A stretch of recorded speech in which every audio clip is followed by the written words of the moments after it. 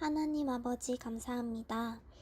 코로나 바이러스로부터 우리를 지켜주시고 그림자 같은 이 세상에서 영원한 하늘 소망을 더욱 품게 하시니 감사합니다.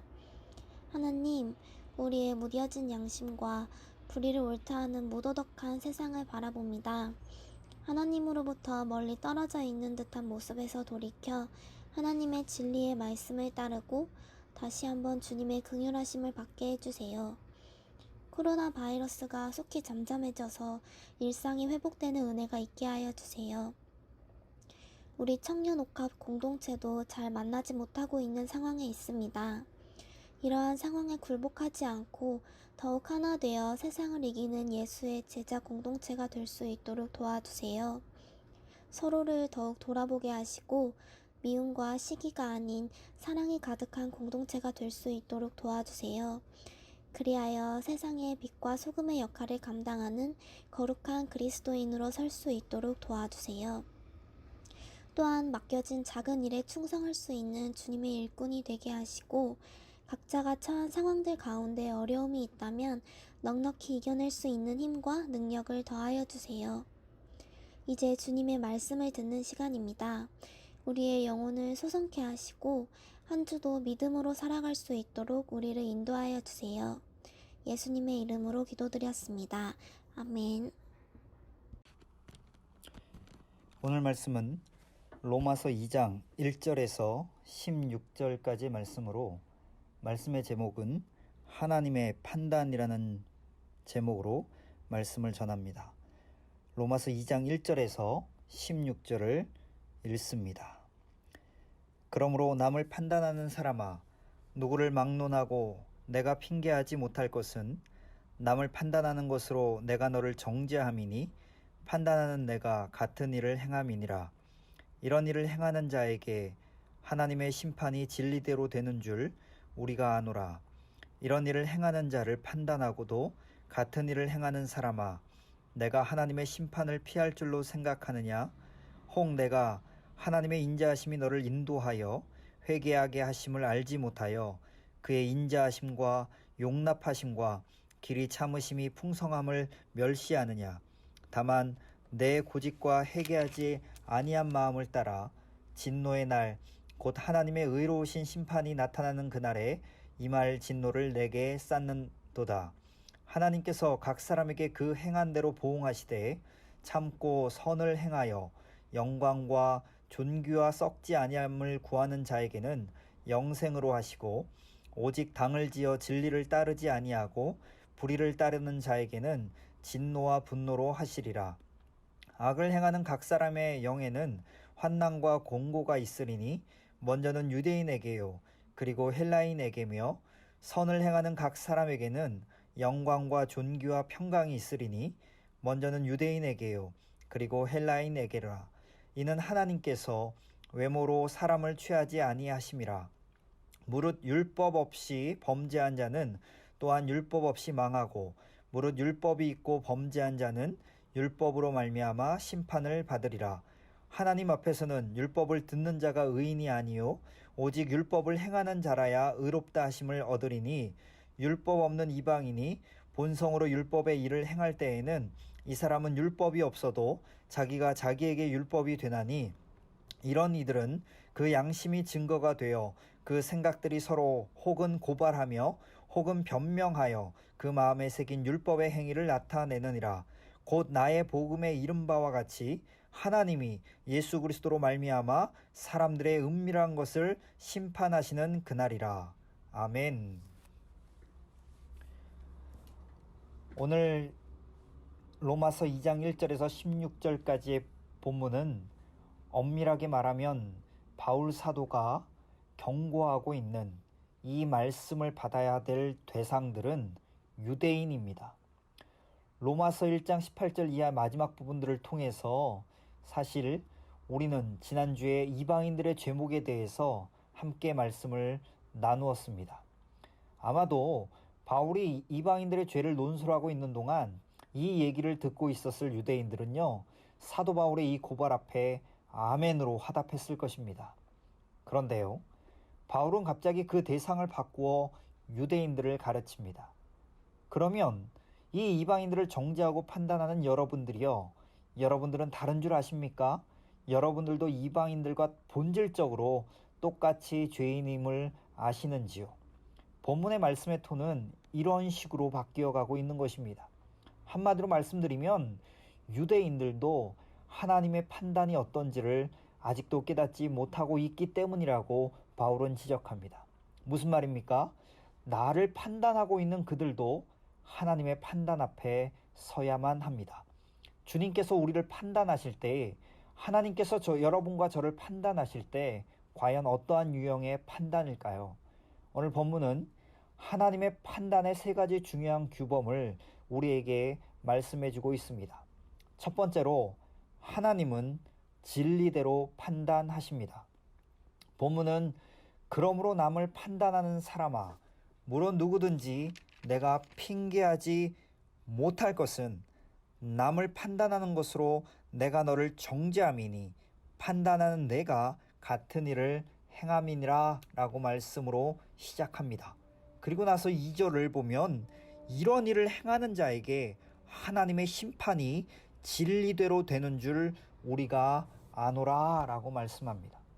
여기서 진리대로라는 말에 주목하십시오. 여기서 진리라는 단어는 거짓의 반대 개념으로 사용된 것이 아니라 크레머라는 신학자는 이 본문의 진리라는 단어의 뜻을 설명할 때에 현상의 기초가 되는 저변의 실체라고 말합니다. 무슨 말입니까? 밖으로 드러나는 그 현상의 기초가 되는 저변에 숨어있는 실체가 바로 진리라고 얘기합니다. 겉으로 드러나는 유대인들은 로마서 1장에서 바울이 그토록 고발하고 정죄하던 우상 숭배와 대체로 상관이 없는 사람입니다. 현상만으로 판단한다면 유대인들 가운데 극도의 성적인 타락은 만연되지 않고 있습니다. 동성연애는 상상도 못하는 것입니다. 이웃에 대한 파괴적인 잔인한 범죄는 유대인들에게 있어서 보편적 사회 현상은 아닙니다. 바로 이러한 겉으로 보이는 현상 때문에 유대인들은 우리는 하나님 없이 살고 있는 저 로마인들, 즉 이방인들과 본질적으로 다르다라고 자부하고 있었던 것입니다. 그런데요, 바울은 그 현상만을 보지 않고 밑바닥에 숨어있는 실체를 봅니다. 그리고 그 실체의 면에서 파악할 때 당신들도 이방인들과 마찬가지로 죄인임을 아시나요? 이것이 바로 바울의 지적이죠. 그들에게 살인죄는 없었지만 살인의 죄를 야기시키는 동일한 미움의 죄가 그들 안에 있는 것을, 그리고 그들의 간음의 죄는 없었지만 그 간음을 유발하는 동기인 음욕이 그들 안에 있는 모습을, 동성연애는 없었지만 도착적인 성의 실험에 흥미를 갖고 이를 즐기는 타락성을 바울은 유대인들을 통해서 보고 있었던 것입니다. 그리고 말씀하기를 남을 정죄하는 사람이여 남을 판단하는 그것으로 내가 너를 정죄함이니 판단하는 내가 같은 죄를 범하고 있기 때문이다 라고 말씀합니다. 적어도 실체에 있어서만은 같다라는 것이죠. 하나님은요, 우리를 판단하실 때 그것이 오늘의 판단이던 아니면 마지막 최후의 심판의 자리던 하나님 앞에서 판단을 받을 때 그분의 판단은 진리대로입니다. 이 하나님의 판단 앞에 나의 자신이 서야 한다면 우리가 우리 주변의 이웃들을 쉽게 판단할 수 있을까요? 왜냐하면 하나님의 판단은 진리대로이기 때문입니다. 두 번째로 우리가 기억해야 될 것은 하나님은 행한 대로 판단하신다라고 말씀합니다. 6절입니다. 하나님께서 각 사람에게 그 행한 대로 보응하시되, 여기에 행한 대로라는 단어에 주목하시기 바랍니다. 심판자이신 하나님이 저와 여러분들을 판단하실 때 그분은 행한 대로 판단하실 것입니다. 문제는 어디에 있습니까? 유대인들은 다른 것은 몰라도 그들의 행함에 대해서 자부심을 가지고 있었습니다. 행함에 자부심을 가지고 있었던 원인은 두 가지 때문입니다. 행함에 있어서 표준이 되는 하나님의 거룩한 율법을 가지고 있었고, 그리고 그 율법을 날마다 듣는 분위기 속에서 살고 있었습니다. 이것이요, 그들로 하여금 굉장한 자부심을 갖게 했던 것이죠. 그러나 내 자신이 율법을 날마다 듣고 살고 있다라는 것과 그 율법을 말씀대로 행하고 살고 있다라는 이야기는요, 다른 이야기입니다. 우리는 종종 내가 하나님의 말씀을 날마다 듣고 있기 때문에 그 말씀대로 살고 있는 것처럼 자신을 착각하는 경우가 있지 않습니까?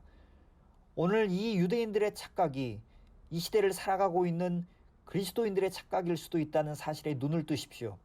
12절의 말씀을 통해서 우리는 이 말씀을 이해할 수 있습니다.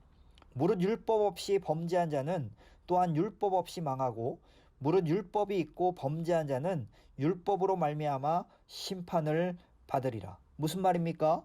율법을 소유한 것이 중요한 것이 아니라 그 율법대로 살고 있는 자가 더 중요하다는 것이죠. 그것대로 살지 못할 때 그 율법이 우리를 판단하는 것을 아십니까?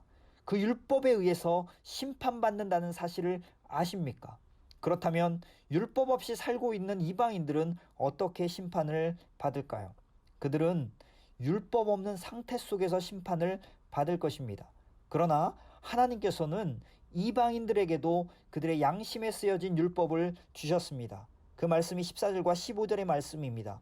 율법 없는 이방인이 본성으로 율법의 일을 행할 때에는 이 사람은 율법이 없어도 자기가 자기에게 율법이 되나니 이런 이들은 그 양심이 증거가 되어 그 생각들이 서로 혹은 고발하며 혹은 변명하여 그 마음에 새긴 율법의 행위를 나타내느니라. 율법은요, 두 가지로 나눌 수가 있습니다. 하라와 하지 말라 두 가지죠. 양심도 비슷한 기능을 같이 나타나고 있습니다. 해야 할까요? 하지 말아야 할까요? 이방인들의 경우 양심의 법에 의해서 심판을 받을 것입니다. 율법을 소유하고 있다는 것이 중요한 것이 아니라 소유하고 있는 율법대로 살았느냐가 중요한 것입니다. 13절을 보십시오. 하나님 앞에서는 율법을 듣는 자가 의인이 아니요 오직 율법을 행하는 자라야 의롭다 하심을 받으리니. 듣는다는 것은 매우 중요한 과정입니다. 그러나 들음은 동시에 책임을 요구합니다. 주님께서 우리를 판단하실 때 우리가 성경책을 얼마나 많이 읽었느냐 기준으로 우리를 판단하지 않습니다. 한평생 설교를 얼마나 많이 들었느냐라는 것으로도 판단하지 않습니다. 중요한 것은 우리가 하나님의 말씀을 얼마나 많이 들었느냐가 아니라 그 말씀 앞에 어떻게 응답하며 살고 있느냐에 있습니다. 율법을 듣는 자가 의인이 아니요 율법을 행하는 자가 의롭다함을 얻으리라고 성경은 말씀합니다. 그 하나님께서 우리를 판단하실 때 그의 심판은 행함대로일 것입니다. 사랑하는 청년 여러분, 우리가 세 번째로 기억해야 될 것은 하나님은 우리의 은밀한 것까지 판단하십니다. 16절입니다. 곧 나의 복음에 이른 바와 같이 하나님이 예수 그리스도로 말미암아 사람들의 은밀한 것을 심판하시는 그날이라. 여기서 은밀한 것은 문자 그대로 비밀입니다. 우리의 행위를 심판하실 뿐만 아니라 그 행위를 만든 배후에 있는 우리의 동기를 판단하시고 우리의 사고와 생각까지 판단할 것입니다. 그래서 바울은 11절에서 이렇게 말씀합니다. 이는 하나님께서 외모로 사람을 취하지 아니하심이라고 선포하시죠. 유대인들은요, 그들이 경건을 추구할 때 그 내면성에서부터 경건을 추구하기보다 외면적인 것으로 경건을 추구하고 있었습니다. 오늘날 우리도 이런 경향이 있지 않습니까? 평소에는 엉망으로 하고 살다가 주일 아침에 또는 주님의 말씀을 듣는 그 교회에 가서는 우리를 경건하게 포장하는 경우가 있지 않습니까? 우리는 소위 그럴듯한 그러한 경건의 외면성을 갖추기 때문에 우리의 내면도 괜찮아질 것이라고 기대하는 경향이 있지는 않습니까? 그렇지만 기억하십시오. 우리의 겉과 속은 매우 다를 수가 있다라는 것입니다. 그러므로 사람들은요, 실제로 자기의 비어버린 내면을 메꾸기 위해서 필요 이상으로 겉을 꾸미고 단장할 수 있습니다. 다시 한번 16절을 보십시오. 곧 나의 복음에 이른 바와 같이 하나님이 예수 그리스도로 말미암아 사람들의 은밀한 것을 심판하시는 그날이라. 그날, 즉 심판의 디데이에 내 생각이 드러나고 내 동기가 드러나고 내가 가장하고 있었던 내 밑바닥의 모습이 그분 앞에 적나라하게 드러나는 그날, 그 은밀한 것에 의해서 그분이 나를 심판할 것을 아십니까? 심판의 주인은 예수 그리스도라고 말씀하십니다. 예수님은 지금은 구원의 주님이십니다. 그러나 지금 그분을 구원의 주님으로 받아들이지 못하는 사람들은 마지막 날 그분을 심판의 주님으로 만나야 된다는 사실을 아십니까? 아버지 하나님은 심판의 권세를 아들 하나님이신 예수 그리스도께 위임하셨다라고 성경은 말씀합니다. 그날 예수님이 심판의 주님으로 우리를 심판하실 것입니다. 우리의 내면을 불꽃 같은 안목으로 꿰뚫어 보시며 감찰하시는 그 하나님, 그 예수님이 은밀한 것으로 저와 여러분을 판단할 것입니다. 하나님의 판단은 이처럼 세 가지의 규범을 갖고 있습니다. 하나님은 진리대로, 행한대로, 그리고 우리의 은밀한 것까지 판단하실 것입니다. 그 하나님의 판단 앞에 서야 할 그날을 한번 바라보십시오. 오늘 본문의 도전은 우리에게 어떤 결론을 요구하고 있을까요? 결론은 명백합니다. 첫째로 우리는 남을 쉽게 판단하지 말아야 할 것입니다. 아시시의 성자 프란시스는 이렇게 이야기합니다.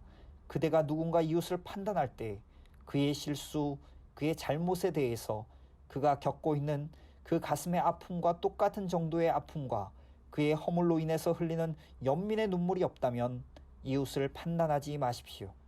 이웃을 위한 도움의 동기, 그를 사랑하려는 동기, 그의 허물을 교정하여 새로운 삶의 장에 그를 다시 세우고 싶은 동기가 아니라면 그의 아픔과 동일시하여 그의 아픔을 나의 아픔으로 삼고 함께 가슴이 메어지고 찢어지는 동일한 아픔과 그의 실수를 향한 안타까이 여기는 연밀의 눈물이 없다면 형제여, 이웃을 판단하지 마십시오. 이것이 프란시스의 말입니다. 두 번째로 기억해야 될 것은 자기 자신을 판단해야만 합니다.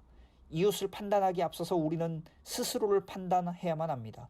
그렇지만 다른 사람들과의 상대적인 비교에 의해서 내 자신을 판단하지 마십시오. 내가 저 사람들보다는 낫지 않는가라는 상대적인 평가가 아니라 하나님의 안목에 의해서 판단하시기 바랍니다. 나를 나되게 하시고 예수님을 통해서 어느 날 구원받게 하시고 나를 이 자리에 세워주신 하나님, 그 하나님의 안목으로 오늘 나 자신을 판단해 보셨습니까? 현상이 아니라 진리대로 판단하시고 행한대로 판단하시고 나의 은밀한 것까지 판단하시는 하나님의 시선으로 나를 판단해 보십시오. 우리가 이 판단 앞에 섰다면 세 번째 결론은 명백합니다. 그것은 우리를 회개하는 자리에 이르게 할 것입니다. 4절의 말씀을 제가 읽습니다. 혹 내가 하나님의 인자하심이 너를 인도하여 회개하게 하심을 알지 못하여 그의 인자하심과 용납하심과 길이 참으심이 풍성함을 멸시하느냐. 사랑하는 청년 여러분, 아직 내 삶 가운데 하나님의 재앙과 하나님의 폭풍과 먹구름과 같은 내 삶을 교정하기 위한 하나님의 강렬한 채찍이 내리지 않는 유일한 이유가 있다라면 그것은 하나님의 길이 참으심과 그분의 넉넉한 용서 안에서 나를 따뜻하게 회개의 자리로 인도하시기 위해서 하나님은 오늘도 인내하시고 계십니다. 사랑하는 청년 여러분, 저와 여러분을 바라보며 지금도 인내하시는 하나님, 길이 참으시는 하나님, 그렇다면 우리의 선택은 분명하지 않겠습니까? 내 삶의 모습 가운데 주님 앞에 용서를 구하며 다시 하나님 앞에 은혜를 구하면 나를 불쌍히 여기시고 자비롭게 여기시고 품에 안고 새로운 삶을 가능하게 해주시는 주님께서 나를 용서해 주시지 않겠습니까? 우리의 선택은 이 선택이 되어야만 합니다. 사랑하는 청년 여러분, 오늘도 다시 한번 회개의 자리로 나아가서 하나님의 은혜를 간구하는 저와 여러분들 되시기를 간절히 축원합니다. 같이 기도합니다. 살아계신 아버지 하나님, 참으로 감사합니다. 오늘 말씀을 통해서 하나님께서 우리를 판단하시는 세 가지의 기준이 있음을 알게 됩니다. 하나님은 진리대로 판단하십니다. 하나님은 행한 대로 판단하십니다. 그리고 하나님은 우리의 은밀한 것까지 판단하십니다. 그러기에 우리는요, 내 자신을 스스로 돌아보며 하나님의 판단 앞에 늘 하나님의 시선을 두려워하며 내 자신을 돌아볼 수 있는 우리 청년들 되게 하여 주시옵소서. 그리하여서 혹여라도 주님 앞에 범죄한 일이 있거나 용서받아야 될 일이 있거나 회개해야 될 일이 있다라면 다시 한번 주님 앞에 엎드리며 나아갈 수 있는 저희 청년옥합 모든 청년들 되게 하여 주시옵소서. 그리하여서 하나님께서 여지까지도 인내하시고 참으셨던 그 하나님의 사랑을 다시 한번 경험할 수 있는 우리 청년들 되게 하여 주시옵소서. 오늘 이 하루를 살아가는 동안도 하나님의 사랑과 하나님의 시선을 생각하며 이 하루를 믿음으로 살아갈 수 있는 저희 모두 되게 하여 주시옵소서. 지금은 우리 구주 예수 그리스도의 은혜와 하나님의 무한하신 사랑과 성령님의 오늘도 함께 하시는 그 역사심의 증거가 오늘 다시 한번 하나님의 판단 앞에 다시 한번 믿음으로 세워지며 다시 한번 회개의 은혜를 바라보는 모든 청년들 머리머리 위에 지금부터 영원토록 함께 하시기를 간절히 축원하옵나이다. 아멘.